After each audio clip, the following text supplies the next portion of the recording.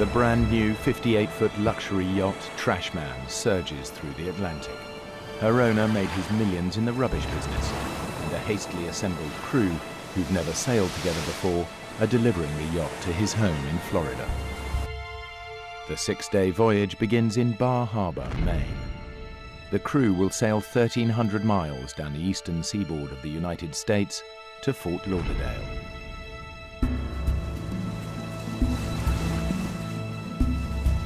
The most experienced sailor is Deborah Scaling Kiley. She's the first American woman to have completed the grueling Whitbread around the world race. I love to sail because you're working with nature. There's another force, and you become one with that force. And I'm a junkie for it. I'm an adrenaline junkie. Debbie has been hired for the run by the yacht's skipper, John Lippoff. He was sort of that scraggly sailor look. It's running nicely now. Head back inland, hire some more crew, yeah? The first thing that I noticed about him Cheers. that I thought was kind of wild was that he liked to celebrate everything. He wanted to have a beer the minute I met him. Problemo, Debs. Problemo. He showed me his resume, and it was quite impressive. He had actually been on a boat called Black Knight, which was the committee boat for the America's Cup. And you know, to be the skipper of that boat, you can't be all bad. You got to be a pretty good boatman. Is everything all right? John's brought along his girlfriend, Meg Mooney. She's no sailor, just along for the ride and looking forward to parties, calm waters, and sunshine.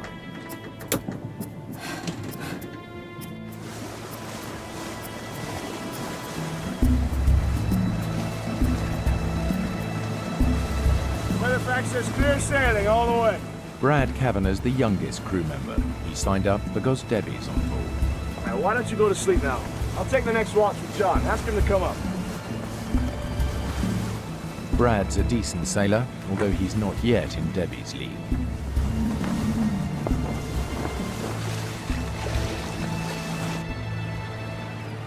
The Trashman heads inshore to Annapolis, Maryland, to pick up the final member of the 5-man crew, an English sailor who's a friend of Brad's. Debbie, this is Mark Adams. Hi. Debbie here did the last Whitbread. Is that right? That's right. I'm betting that your job, boys. I didn't like his condescending, chauvinistic attitude. Every minute that his mouth was moving, he was saying stuff just to be outrageous and to get people going. That was his MO. When we left Annapolis, I was in heaven. I was on the big version of my parents' boat with these nice new people heading to Fort Lauderdale, and I couldn't have been happier. There's something about pushing off and being back on the ocean. Everybody was getting along, and it was exciting.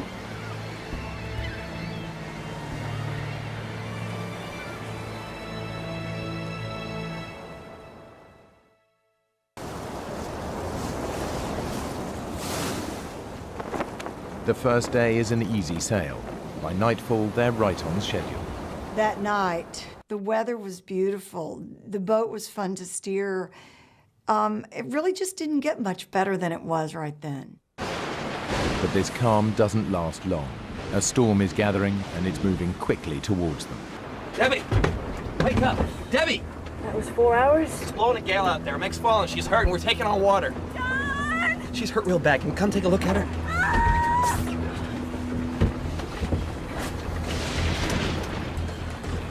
Where the hell did this storm come from? Usually, if it's a squall, it comes in and it blows through and it's over. But this was not a squall. This was something that was building momentum. I couldn't believe the conditions had deteriorated so much.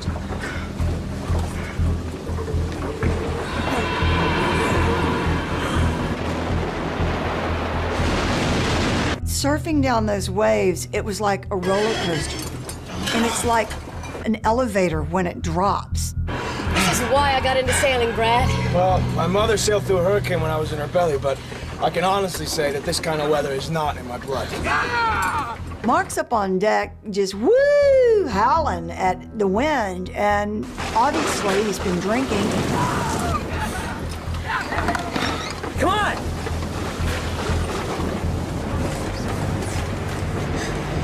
Gotta help her. She fell on her back. Well, I'll take a look. Meg had gone up on deck, and when the boat fell and wiped out, her tether didn't keep her from falling. I was like, what was Meg doing on deck to begin with? She has no business out in this kind of weather. Debbie, leave it. Just help her, okay? But John... Debbie, for once, would you just do what I say? She rolled over slightly, and you could see the bruising begin, and it was all through the kidney area. I could just tell she was in so much pain. I want to go home, John. Take me home. Okay, Ellie. I'll get some help.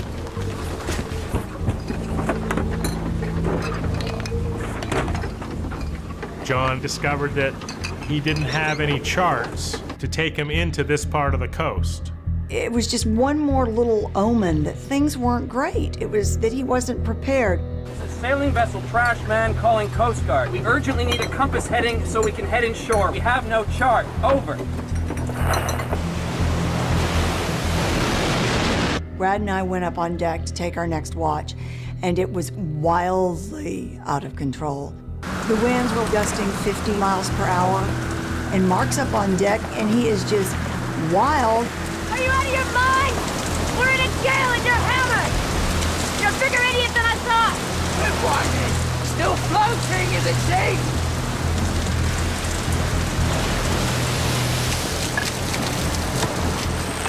The Coast Guard advised us that we should go to Wilmington, North Carolina. But when we altered course and headed into the coast, those waves just started smashing into the boat and impacting us. And it was like one of those amusement park rides that, you know, kind of jerks you up, but it wouldn't go over and jerks you up. The yacht's sails are ripped off in the storm, so John turns to the engine in a last-ditch attempt to power through the waves. The alarms all went off and the engine overheated. The engine was gone, and that was the end of our ability to charge the batteries. We were quickly going to be running out of power to speak to anybody from off the vessel. Now we had no engine, no sail, and we were just floating out there in the ocean. Not knowing what else to do, John makes a decision the others find hard to take. He radios for help. Yes, we're running on emergency power. We need assistance immediately. We're in trouble. Our engine is down. Our sails are damaged. We need immediate rescue. Over. Need rescuing. I'd never been on a boat that had requested assistance, and it was really odd for me because it was like giving up. But John's big issue there was getting Meg off the boat. You have no right calling the Coast Guard. He's a skipper, Mark. He called the shots. Don't forget that. He was angry.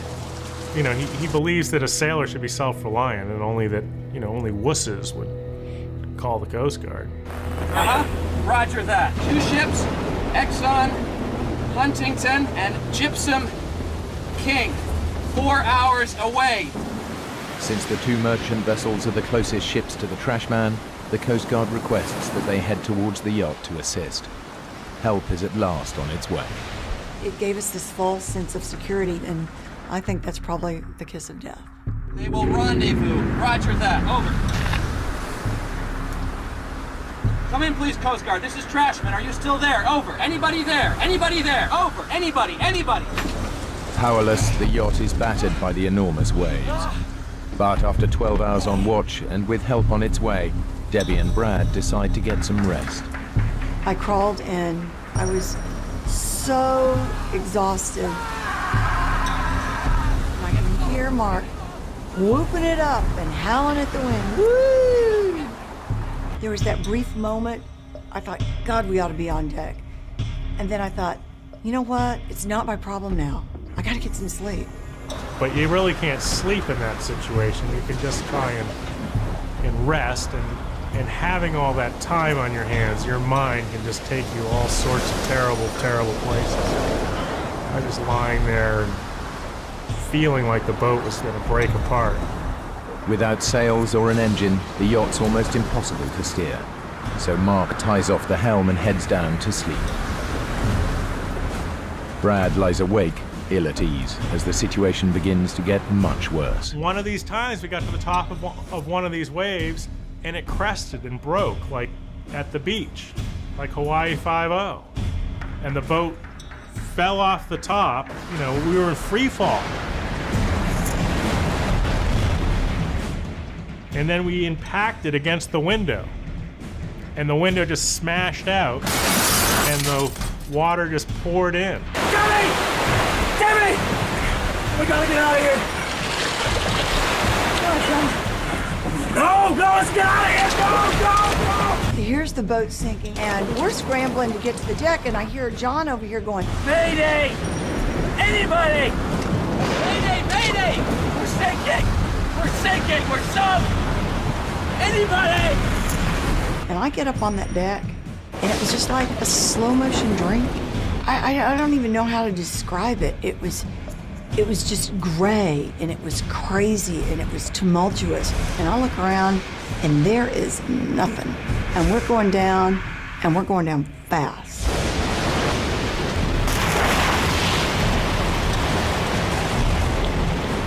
You don't think about dying. You don't think about drowning. You don't think about anything. You think about getting away from this boat that is going under, and it's sinking in less than 2 minutes. It's just going down like a big rock.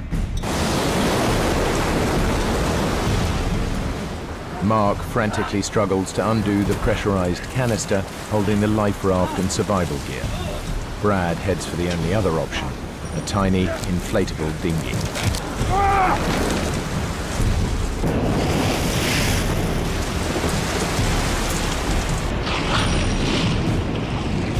But I swam after the dinghy, kicking off my sea boots and my foul weather bottoms, thinking, my dad's gonna kill me. I've just let his boots sink. And then thoughts of my mother and how horrified she was gonna be and how sad that when she learned that I had died there in the ocean.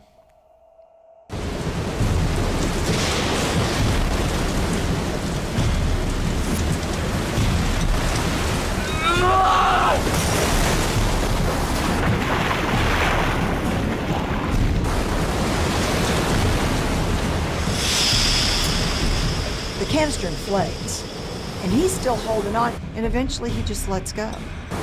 The life raft is blown away, and we weren't going to find it in the middle of the night. You managed to get anything from the yacht! Nothing! We're dead! Inside that life raft was everything that we needed to live, to survive what we were going through. It had an emergency beaconing device, which a plane could have picked up on, had water makers to make fresh water from salt water. Food, fish hooks, mirrors, signaling devices. It had rations, flares, first aid equipment. Perhaps had a radio even with it. And in that rubber Zodiac dinghy, we had absolutely nothing. Absolutely nothing. I'm so sorry I lost the life raft! Our chances for survival were 0.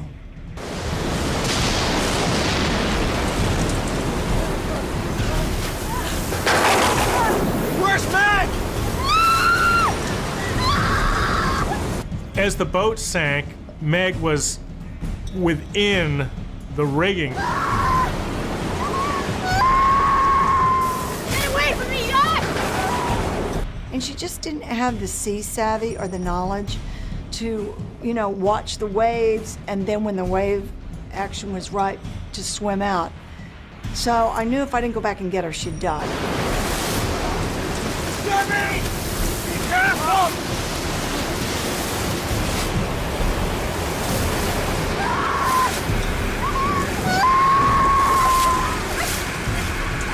Hey! You gotta keep your head, okay?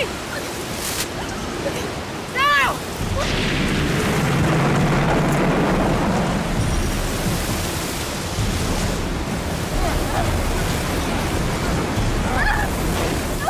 We're all gathered around the rubber Zodiac dinghy, and I remember watching Trashman as the last little foot of her mast slipped under the water, and it was the most devastatingly lonely feeling that I've ever felt in my life.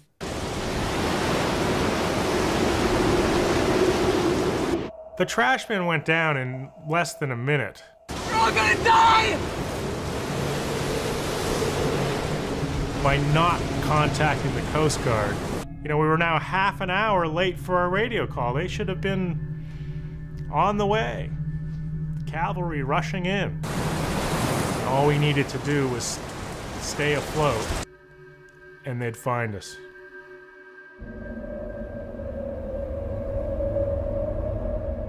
The next day, when the sun finally came up, the sky was overcast and gray.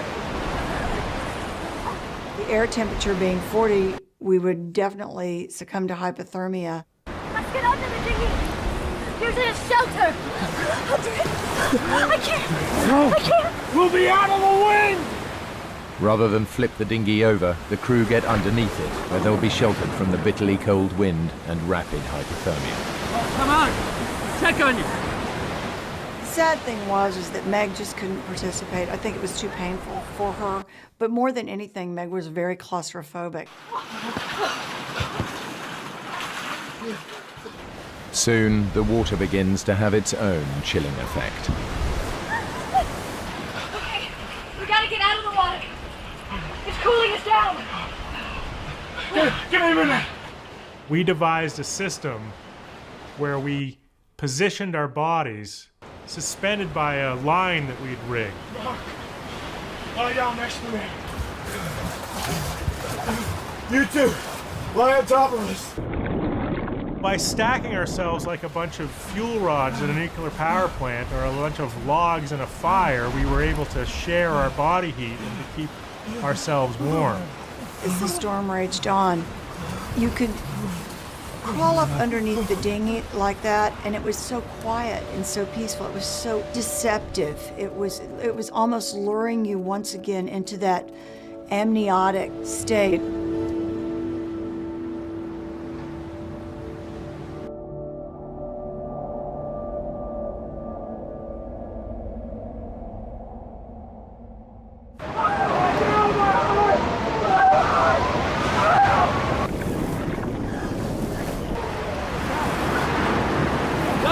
Help me! Help me! It's nothing hard to stop! Wait! Call 911! When John started talking about his heart pains, I knew immediately he was probably just hyperventilating because the air would get very thick under the Zodiac dinghy. Please, get him into the dinghy! The wind was like 40 degrees and it was blowing like 90 knots. And we decided we would flip the Zodiac dinghy over and we lift Meg in.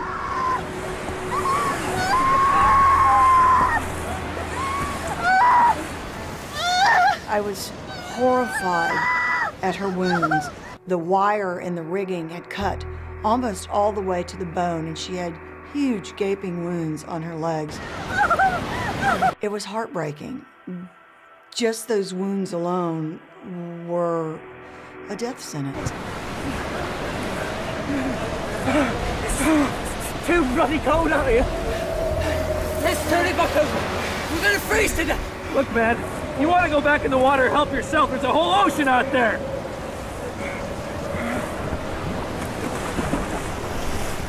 We hung there for a minute, and pretty soon he goes, "Quit kicking me." I'm not touching you! You did it again. Cut it out. What are you talking about? I'm not kicking you! Stop now. And I thought, you know what? I'm going to look in the water, and I'm going to see where his legs are, and I'm going to stay as far away from him as I can. And it was the most eerie sensation. And I noticed these like torpedo-shaped bodies, and I thought, fish. And then all of a sudden one came really close, and I realized it was like hundreds of sharks. They were everywhere.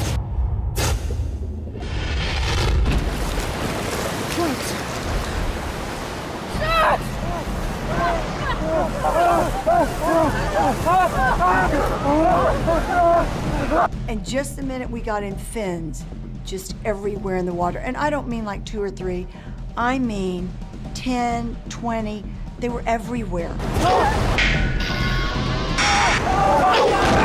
Every shark in the ocean's here! never seen so many sharks in my life, not in my entire trip around the world. It was the most frightening feeling I've ever felt.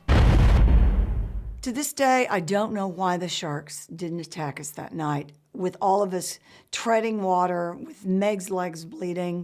Mark, I'm warning you! Do not hit a single shark with that! Are you out of your mind? What do you think? What? You're gonna calm them down? Give me that! Our biggest threat was not just the coal, but a wave breaking underneath us and flipping the Zodiac over and dumping us back into the shark-infested water. So what we had to do is devise a system to try to slow the little rubber Zodiac down. Hey, Debbie! Do you think maybe we can make a sea anchor out of this thing? Stabilize this tub?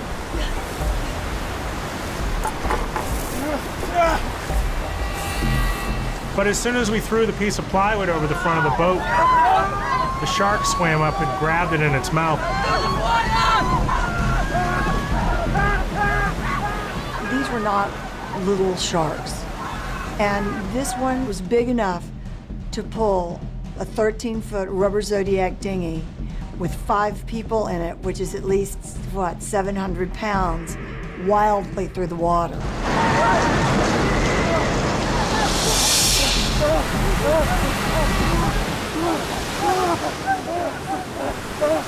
By nightfall, the storms died down, but the sharks are still out there. The crew's hungry and thirsty, and the night air begins to freeze their wet bodies. The 4 remaining survivors of the Trashman cling to life as they drift helplessly in the Atlantic. The sharks have just claimed their first victim, John, the captain. After John went over, we all just sort of sat back for a while. I think everyone was so shocked. And Meg was crying, but she wasn't sobbing. She was so sad, and she was so sick.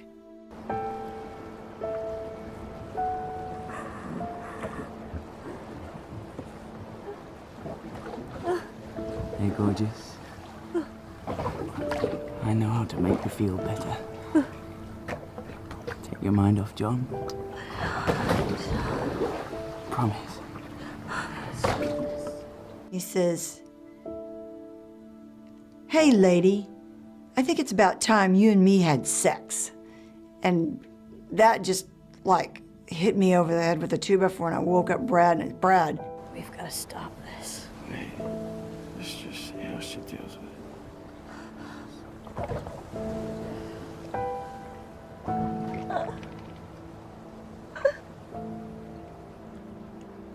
Right. I'm tired of playing games.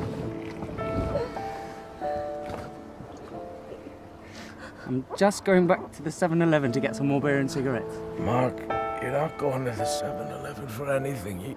You know we're in this dinghy, don't you? I'm just going over for a minute.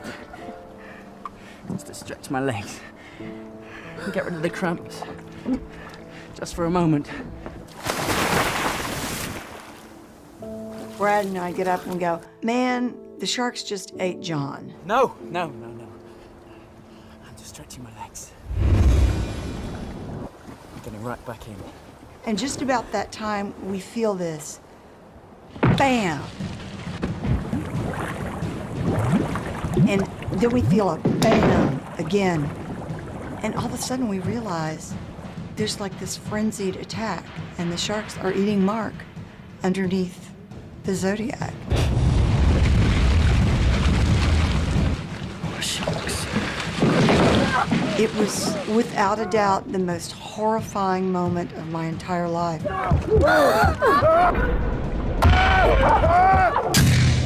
The sharks now had a taste of what they'd been following for days, and they wanted more.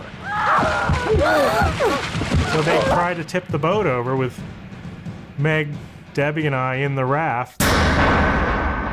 What would it feel like once they began to drag you under? What would it feel like with that first bite? And maybe it would be better if we jumped over and drowned ourselves so we would never have to feel it. And it lasted for what seemed like an eternity, like hours.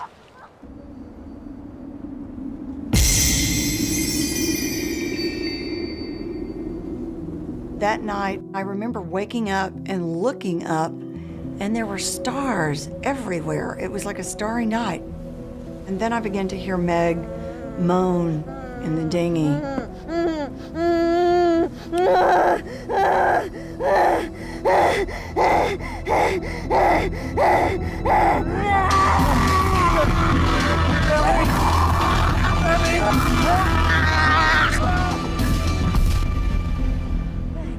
I think she was frustrated and she just wanted to strike out at somebody. I mean, John really did her a dirty trick, leaving her there on the raft. It was really weird. She took her hands and started moving them in the air like a Spanish dancer, like she was in completely some other world. And then, out of the blue, she just started talking. What did she say? I don't know. And it all of a sudden became very clear to me that Meg was speaking in tongues. She's dying, isn't she? She was dying. She was really close to death.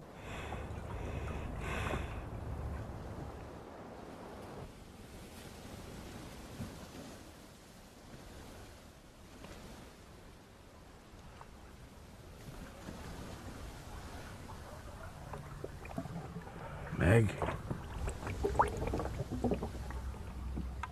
When we woke up, Meg was dead in the bottom of the dinghy.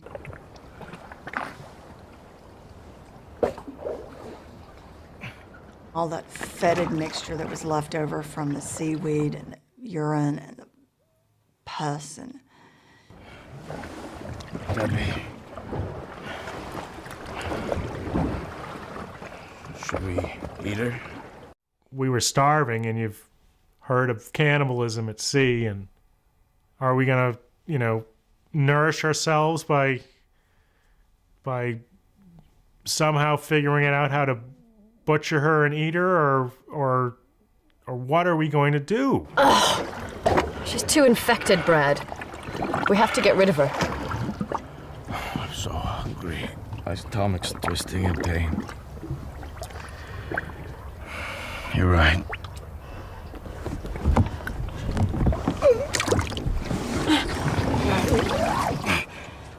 And so we decided that we would take off her shirt and all of her jewelry so that we could give those to her family.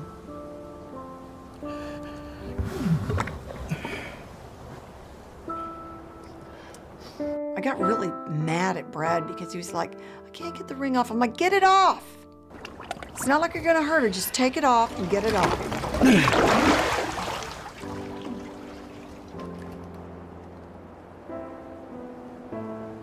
It was such a sad moment because we laid her body, naked body, on the side of the raft, and then we decided that we couldn't just push her over, that we had to give some kind of a funeral.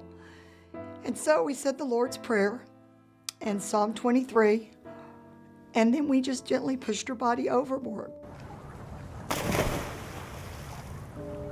And we decided then that we would just go back to sleep so that if the sharks attacked her, we wouldn't have to see it. And so that's what we did.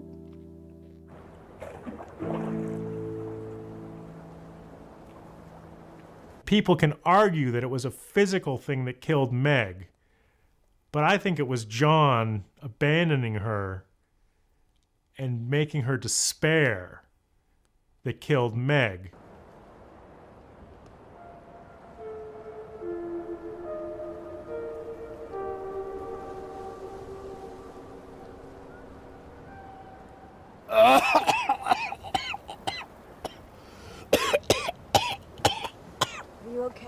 I don't know.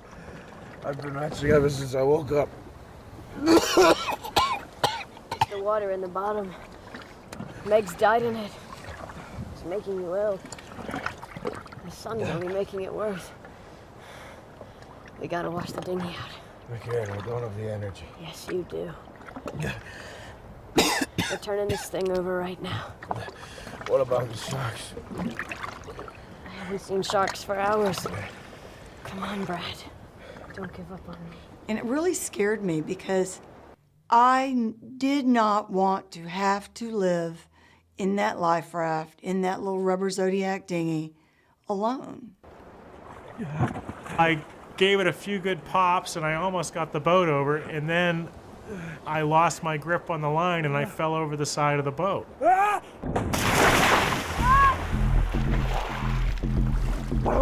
Debbie! You gotta leave out here. And this time I don't have the strength to get myself back into the boat. For God's sake!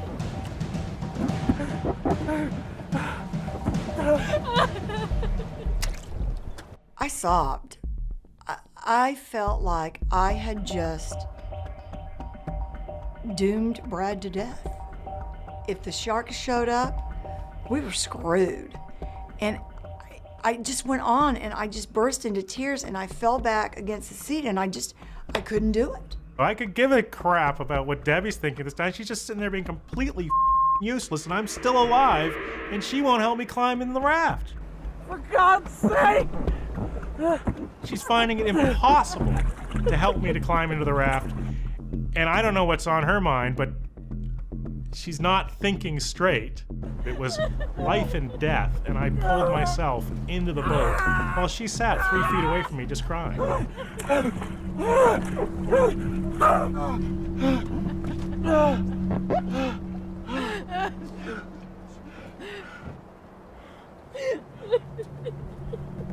We were each at one end or the other of the raft. He wouldn't talk to me. He was so off at me. Bitch.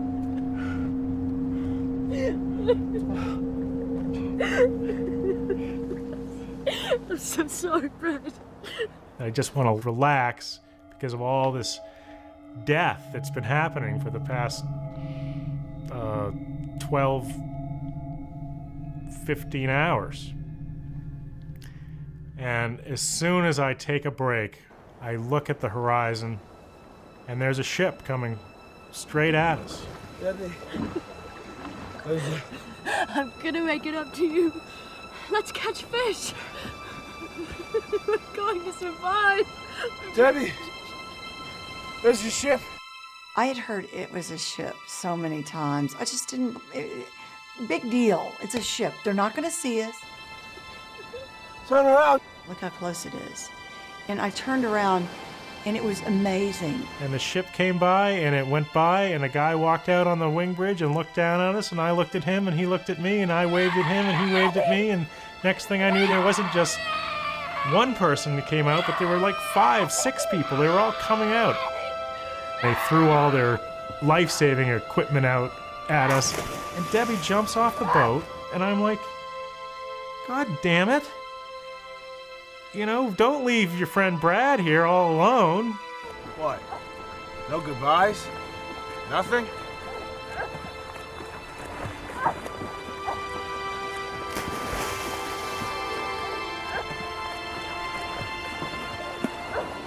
I was holding the rope that held the life ring, and they started winching us in.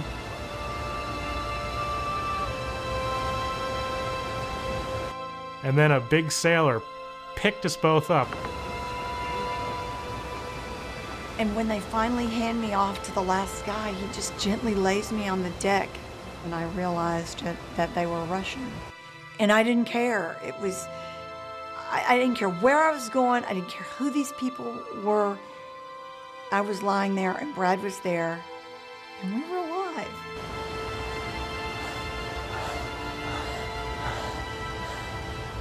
These guys did a fantastic job getting us on board the vessel, and oh, it was just so great. I mean, the whole thing was just so great.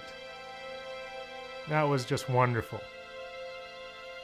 And then, you know, but it was just the start of our journey back to life. There's never a day that you're more thankful for life than the day you almost die.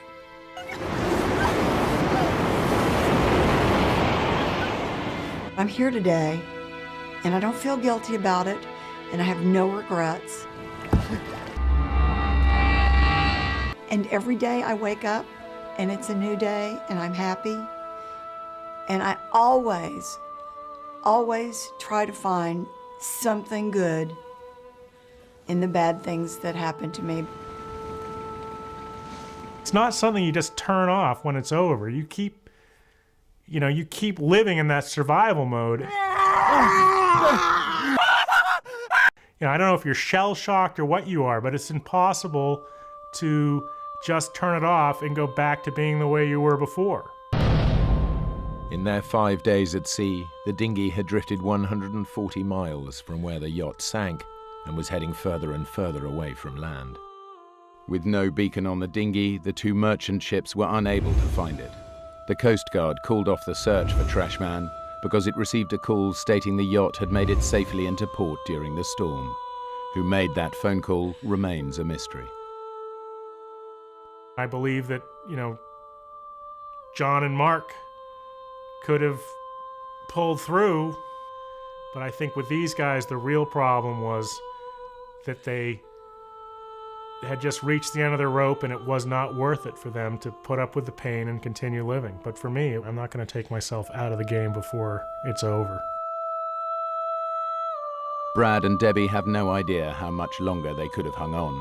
What they do know is they had an unshakable will to survive.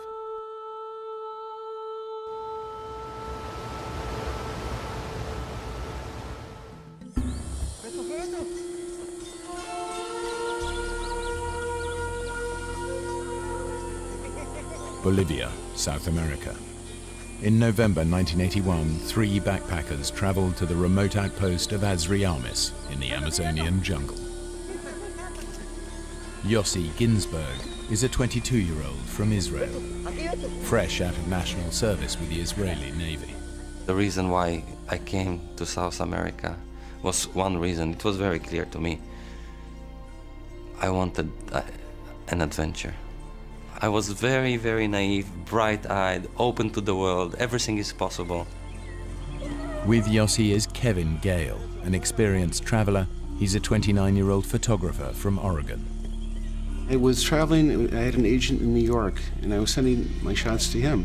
So I had motivation to try to have some shots published. And of course I was thinking maybe I'll publish some in National Geographic, but it was primarily for myself that I was doing this.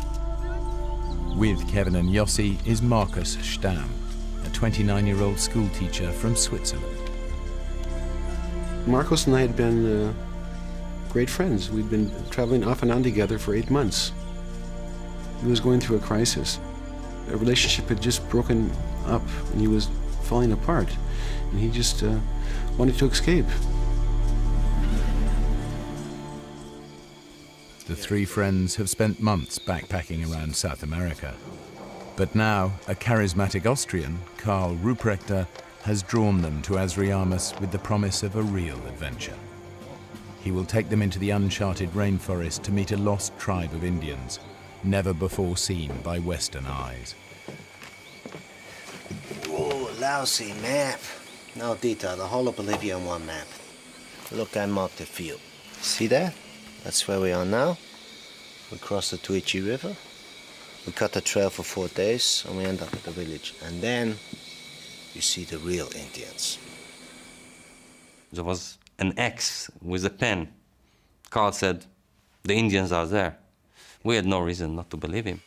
He told us that he was a geologist, that he had been in South America for 15 years, that he'd been in the jungle numerous times. He was an expert in the jungle. So I had no reason to doubt his word. Listen, it's gonna be tough, but we'll go in together and we'll come out together. Agreed? Yeah. Okay. Good. Let's do it.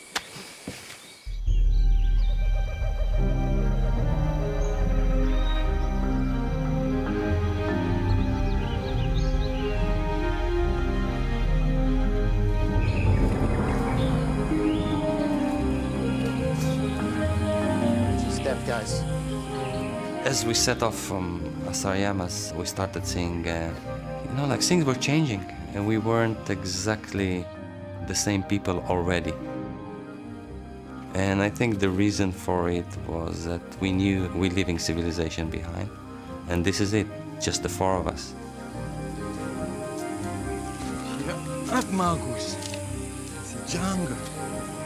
The friends follow their guide into the rainforest. Ahead of them lies a week-long hike to the Indian village. From there, Carlos told them they will return to civilization by rafting down the Tuichi River. It was a different world, and we could hear animal life all over the place. Monkeys were howling, screaming, and I could see birds, numerous varieties, all over the place. It was like a picture.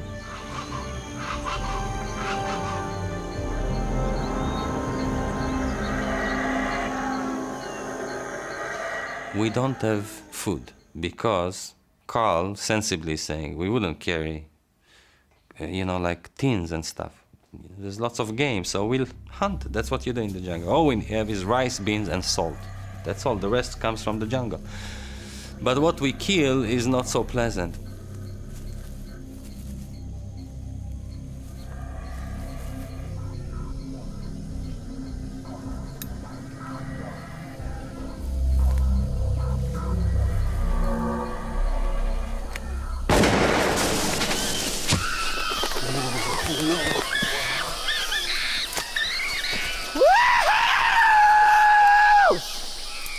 To the pot!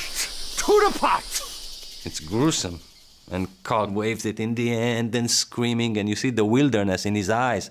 He's his element. He loves it. You've killed it. You've murdered it. You can't do that. What? There's no law here. This is Bolivia. You take care of him. We're gonna eat well tonight, Kevin. Hey, Marcus, pick up my gun. Marcus wouldn't bring himself to eat. We're killing to eat. Marcus thinks, can we save that monkey? It didn't make any sense, because we were in the jungle, we were in this environment, and those things happen. And he was just oversensitive about everything. You know, Carl is not so tough.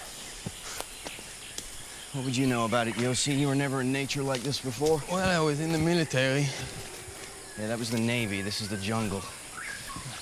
Where's this damn village? Oh, this is bad, my friend. You gotta be careful with this. You see the saws? They will all open up together in the end, then you've got no skin left. And your feet are kaput. Guys, I'm sorry. He said it's tremendous pain. We didn't believe him, because it was part of it. Okay, now he's complaining. He's always complaining. He's always finding a reason to complain. Marcus should rest. One of you could go now with me to make contact with the village and then come back for Marcus. The village. You said 3 or 4 days max to get there. It's been more than a week now. Marcus could be here for days. Hey, you don't believe me? You think I don't know where it is, huh? Nobody's leaving anybody behind. So, what do we do, huh? It wasn't fair to Marcos to continue. I wanted to continue. If Marcos hadn't been there, I would have continued. There's no question about that. We should go back down to the river. We should build the raft now. Marcus can take it easy on the raft. What do you know about the river? I know the river is back that way. Screw it. It's your choice.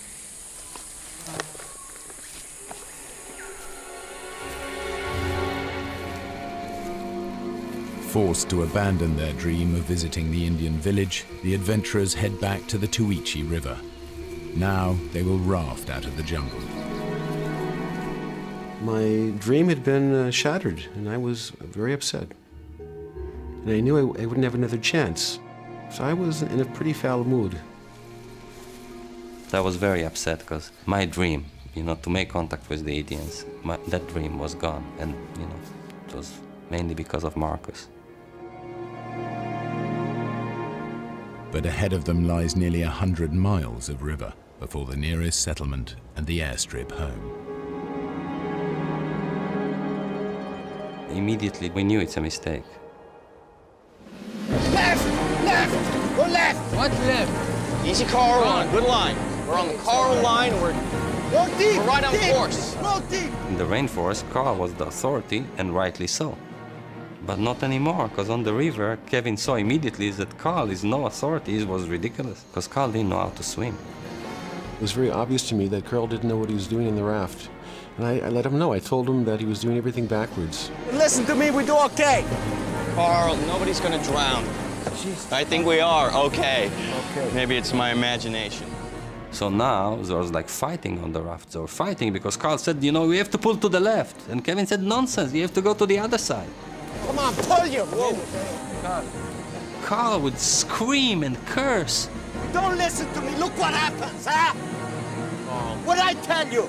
Crazy on a river like that, you know, like no cooperation, no friendship. It was hell.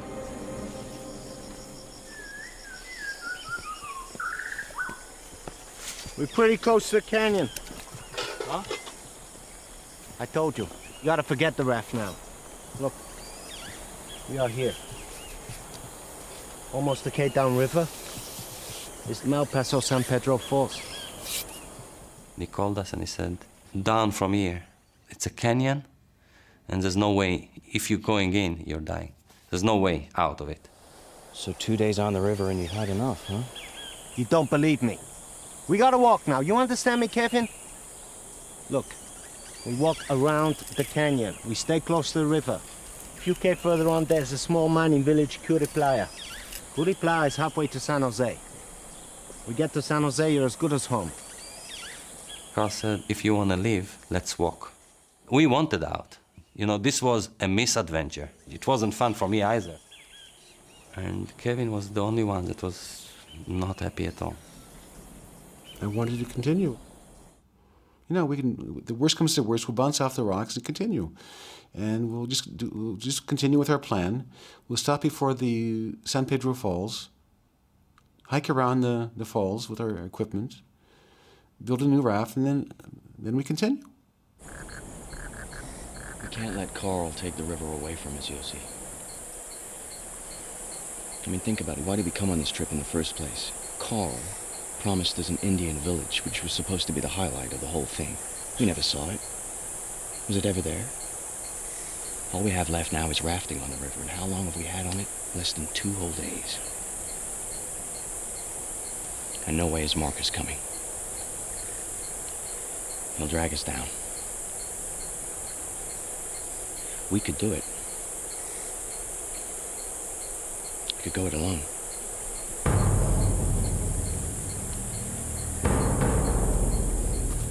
You know, it was a moment I just didn't know what to do.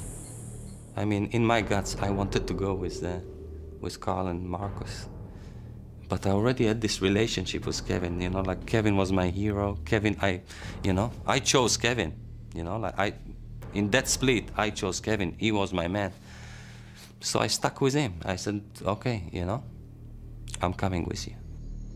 I felt Marcos was in a very bad place, bad spot.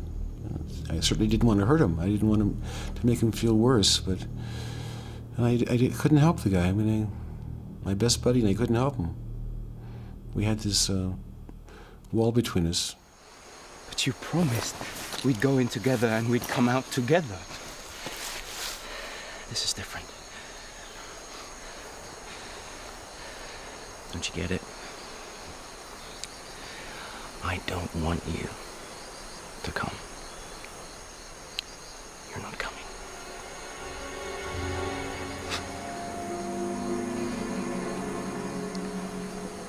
So this is it? Yeah, I guess it is.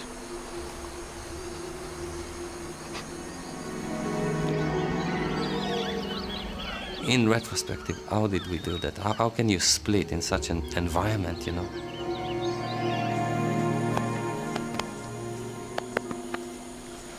I know you'll be all right.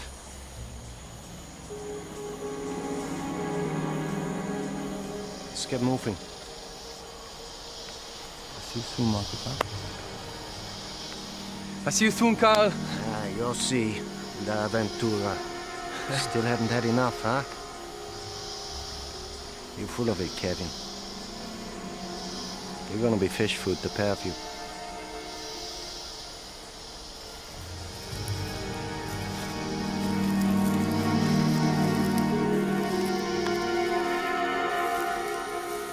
It was heart-wrenching. It was like a betrayal, and it was a terrible feeling.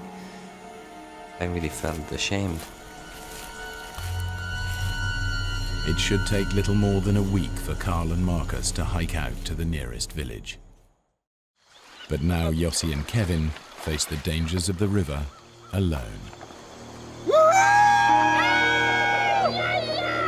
Kevin and I went into full excitement into let's the adventure begin. A new chapter, no more 4 people.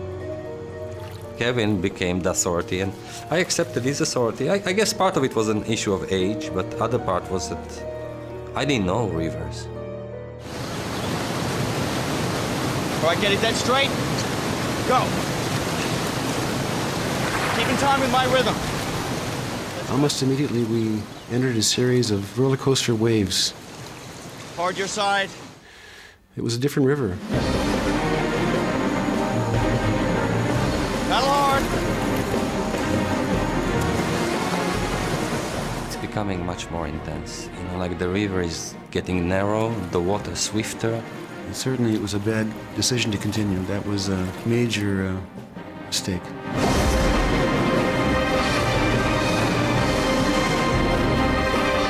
We're just shooting straight into white water. Both of us were lying on the raft. That was the only thing we could do. Suddenly, it was clear to me that nothing that can prevent us from colliding with this huge rock that was approaching.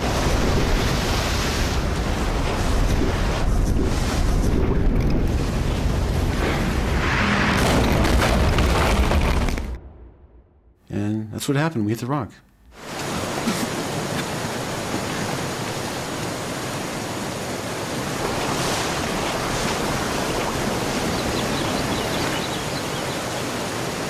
All right, Yossi. I want you to listen to me now, okay? We can't stay here. All right? So I'm gonna jump, okay? I'm gonna swim to the shore, and I'm gonna throw you a line. I don't want him to jump. He tells me why he's jumping, and his plan is completely suicidal. But in that stage, I think not only that it's suicidal, he kills me. Kevin, no! Kevin!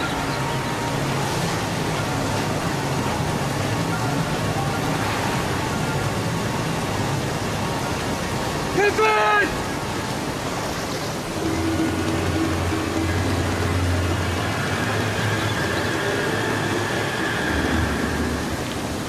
Kevin, don't leave me!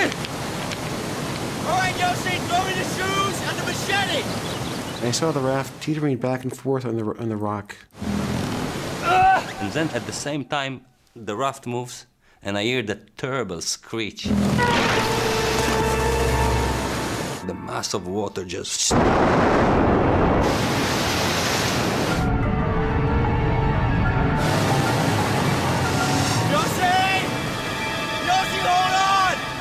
He entered the rapids, and I saw him go through 2 or 3 rapids, a couple drops, and around the bend he went, and I didn't see him again.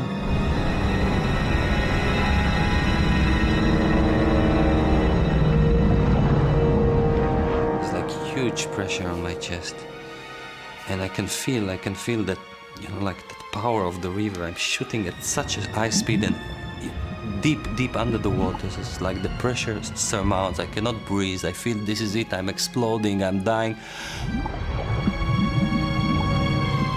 And I knew this is my end.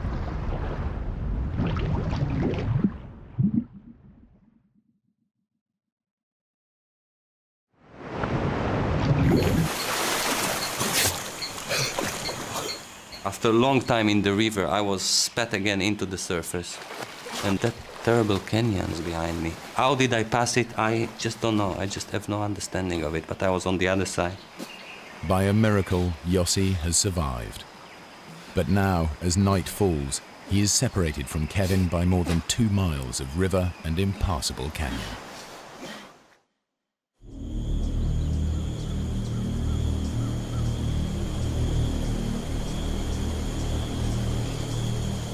The next morning, Kevin starts to search for Yossi.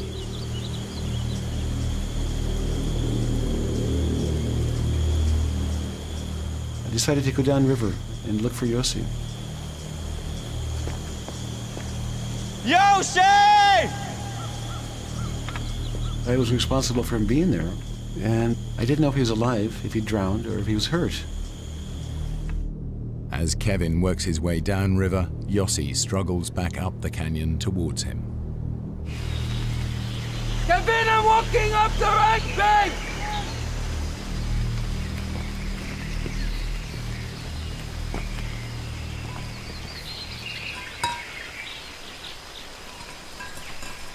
Early morning of the day after this tragedy, this disaster, I hear this scratch, this metallic scratch. Behind the rock, there's a small pool. In the middle there, the backpack is waiting. Yes! When Kevin made this bag, he said, "Give me everything important to you, because this is the life bag." He tied 2 empty things to have it float. The life bag contains vital supplies: a flashlight, a waterproof poncho, a few ounces of rice, and, crucially, the map that promises Yossi's best chance of survival. I put the backpack on my back, and now with a new spirit, I climbed up thinking that it's gonna be easy now. Kevin and I get together, and it's gonna be over. We've got the equipment. It's gonna be a good story.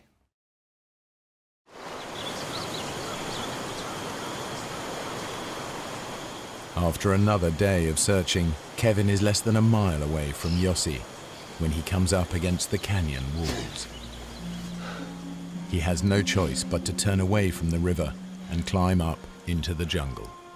I knew that the San Pedro Falls was before me, and I wasn't about to swim through that. So I decided to leave the water and hike into the jungle.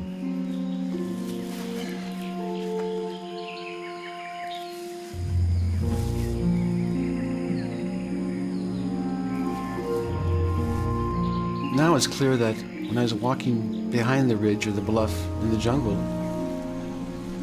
Yossi was walking upriver, not very far away.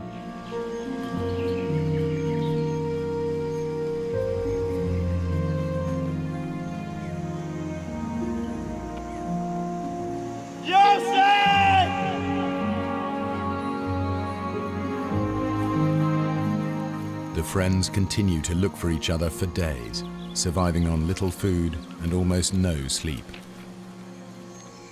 They're unaware that every step is taking them further apart. Yossi! The only thing that kind of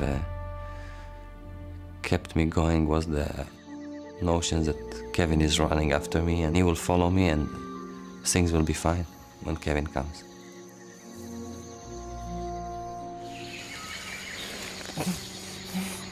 I hear that noise, and I listen to that noise because it's so foreign, and I start realizing it's an airplane. I'm saved, and I know everything now. I know also that Kevin is in the plane. I know it's a plane after me. I know it's Kevin there, and I'm just jumping on my feet, and I'm running, and I'm screaming, Kevin! Kevin! Kevin! What don't say?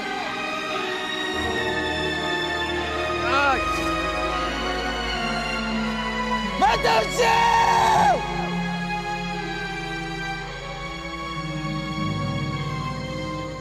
You know, as soon as I realized this airplane was just oblivious to me, I just collapsed.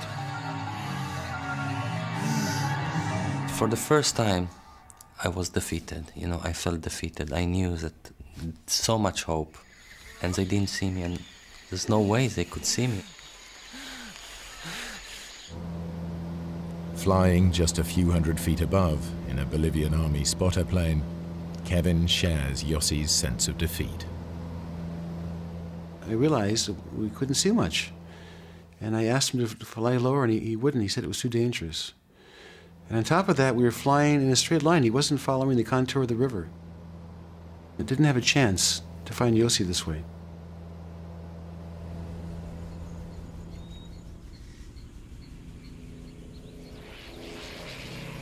I was going crazy. It was very, very frustrating. Like, every day was very important. Time was the key element. And every day that passed, I knew it was another day that Yossi's chances were diminished. They were getting smaller and smaller.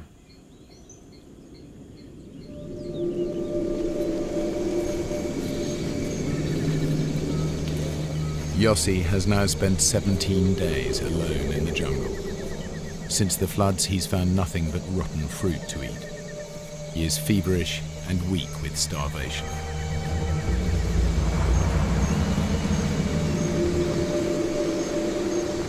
I was famined, I was diseased, I was injured and weak. I started realizing that I don't know what's going on anymore. Maybe I'm becoming insane.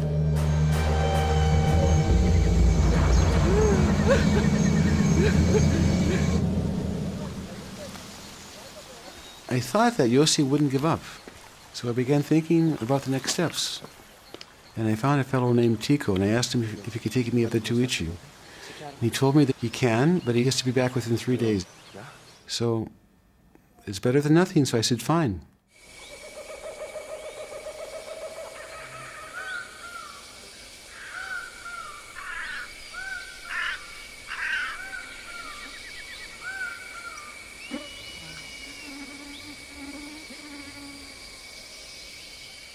Something bit me. It was a strong bite. And I can feel it's like a termite, an ant. And then another bite, and then another bite. And then I attracted a nest of termites.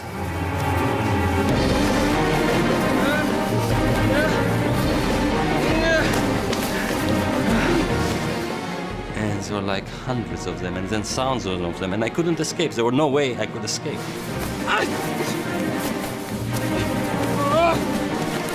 But the worst horror was the ray of light hitting a red carpet, like everything around me. 5-6 meters around me, everywhere. It was all red and moving.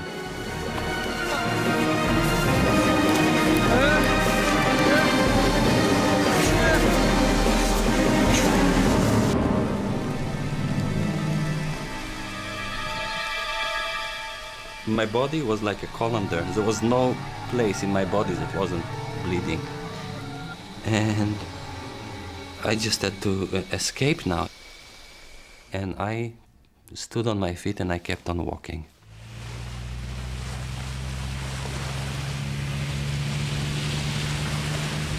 I told him that I want to go as high as possible, up the river as much as possible. I just kept going up and up and up. I didn't want to stop.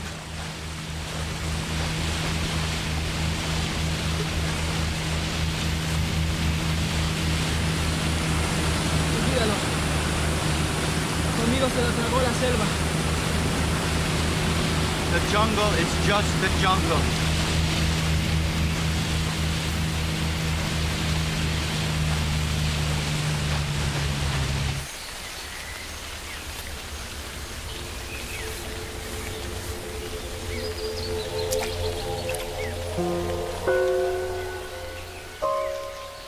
On my knees, on my elbows, I'm crawling.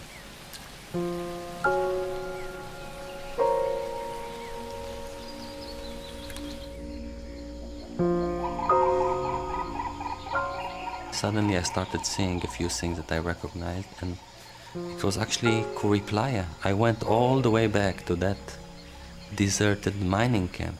But the mining camp wasn't there anymore. The flood took everything.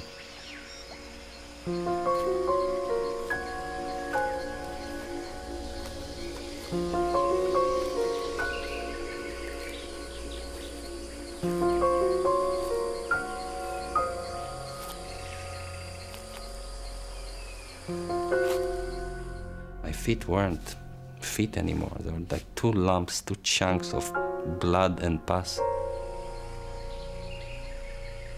I gave up. I prayed to God, just allow me to die. All I want is to rest. Let me die.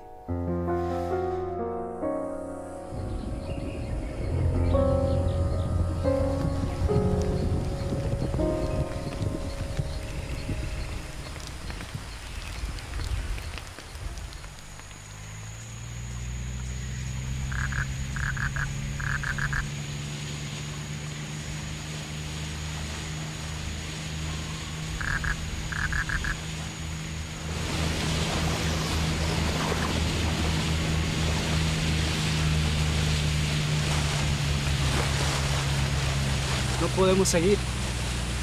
Mira, el río está creciendo de nuevo. Hay rápidos arriba. Siento. No podemos seguir.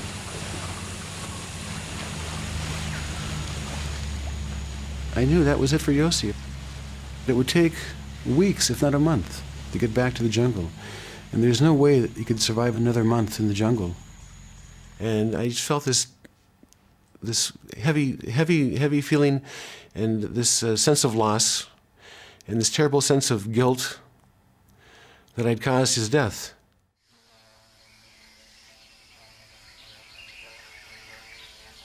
I clearly heard a buzz, like a bee or a wasp, and it's like coming closer, and I can start hearing it circulating my head.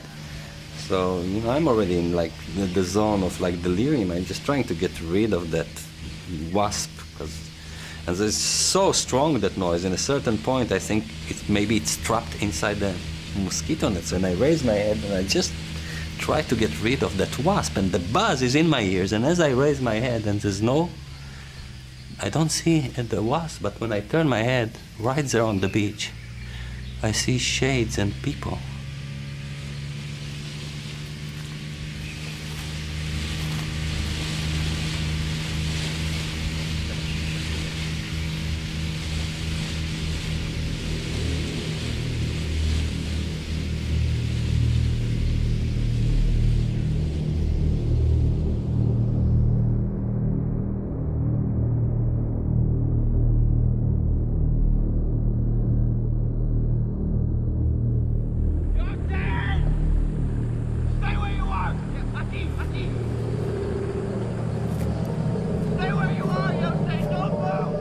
I mean, it's like at that stage, I don't know what's going on. Just, you know, like Kevin, like a flesh is already there, and I'm collapsing in his arms, and we just hold each other and hold each other. It's now just emotion. We cry and cry and cry.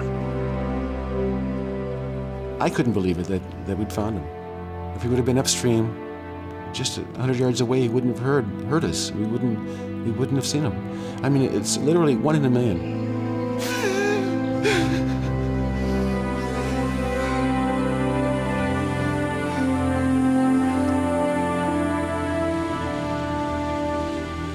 My life was spared.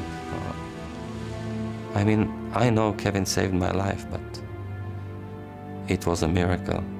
For sure, it was a miracle.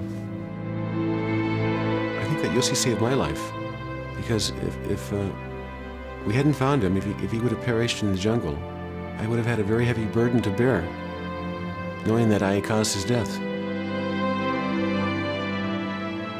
Because I put him in the situation, and I was entirely responsible. So I think that's how I see it.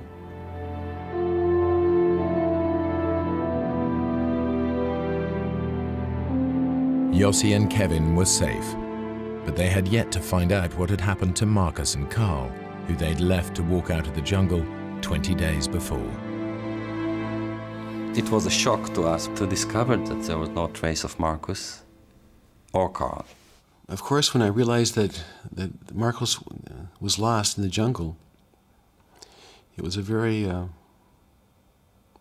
heavy feeling. Kevin went back into the rainforest immediately to search for them, and he couldn't find anything, any sign, any track. So it just evaporated. The Bolivian army also mounted a search and discovered that the Indian village that Carl had marked on the map did not exist. They told me that Carl had a history of taking people into the jungle and leaving them. It happened more than once. They were very, very familiar with Carl, and they said he's a troublemaker, and he found refuge here in Bolivia. And I was shocked. Over the following years, both Kevin and Yossi mounted searches for Marcus, but no sign of him was ever found. I don't feel guilt about not taking Marcus with us. Then and even now, I feel that it was the right decision not to allow him to come.